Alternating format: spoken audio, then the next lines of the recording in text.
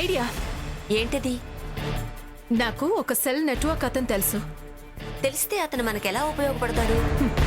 స్వర్ణ cell ఆన్లోనే ఉంది, కానీ అది సైలెంట్లో ఉంది.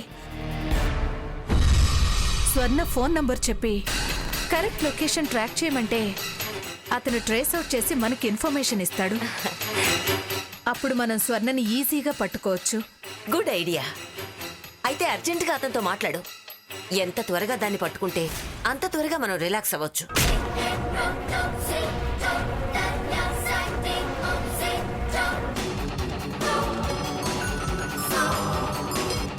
హలో, నేను మీర్జాపురం హంసనందిని మాట్లాడుతున్నాను. చెప్పండి మేడం. నాకు ఒక ఫోన్ నంబర్ నుంచి థ్రెట్ కాల్స్ వస్తున్నాయి. ఆ ఫోన్ నంబర్ ట్రేస్ చేసి చెప్పగలరా? పోలీస్ కంప్లైంట్ ఇవ్వండి మేడం. పరువు ప్రతిష్టలకి సంబంధించిన విషయం. రెడ్ హ్యాండెడ్గా పట్టుకుని నేనే పనిష్మెంట్ ఇవ్వాలి. అప్పుడే నాకు సాటిస్ఫాక్షన్. నేను ట్రేస్ చేసి ఎప్పటికప్పుడు మీకు లొకేషన్ చెప్తాను. మీరు ఫాలో అవుతారా? డెఫినెట్గా. కాస్త ఖర్చు అవుతుంది మేడం. ఎంత ఖర్చైనా పర్వాలేదు, నేను అరేంజ్ చేస్తాను. Okay madam. నంబర్ చెప్పండి.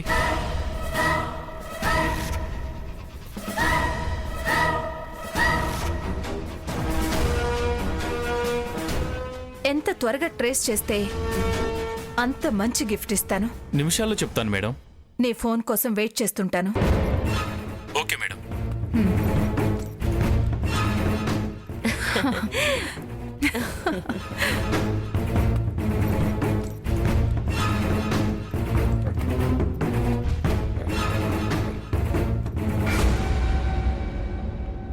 ఇంకా ఫోన్ రాలేదేంటి?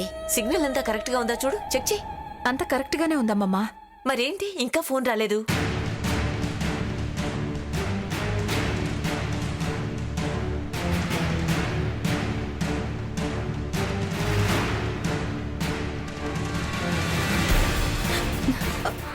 అక్క, ఇప్పుడేం చేద్దాం? ఆ భాగీరథి హంసలకి మన విషయం తెలిసిపోయినట్టుంది. నీకు ఫోన్ చేసింది కూడా వాళ్లే. నీ ఆచూకీ తెలుసుకోవడానికి ప్రయత్నాలు మొదలుపెట్టారు. నేను బాబుని తీసుకురావడం గమనించి ఇంకా పెద్ద నాటకం మొదలుపెట్టారు. సమయానికి తాతయ్య గారు రక్షించారు కాబట్టి సరిపోయింది.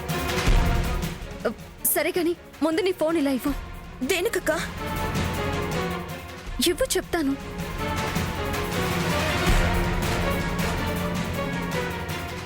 ఇది నీ దగ్గరుంటే ప్రమాదం. ఈ నంబర్ని బట్టే వాళ్ళు ఈ లొకేషన్ని ట్రేస్ చేస్తున్నారు.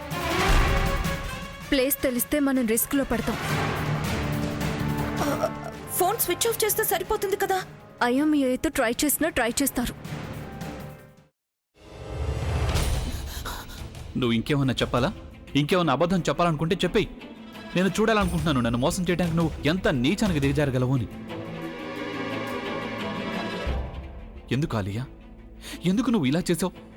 నీకు తెలుసు కదా నానమ్మ తర్వాత నీ ఒక్కదానిని కదా నేను పూర్తిగా నమ్మేది.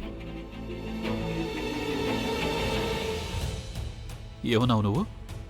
ఈ మధ్య అన్నిటినీ మర్చిపోతున్నావా?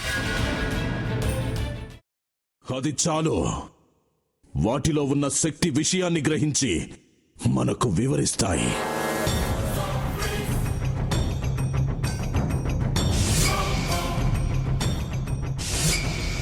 ఎవరు ఆ దండ విప్పొద్దు, గది తలుపులు తెరవద్దు.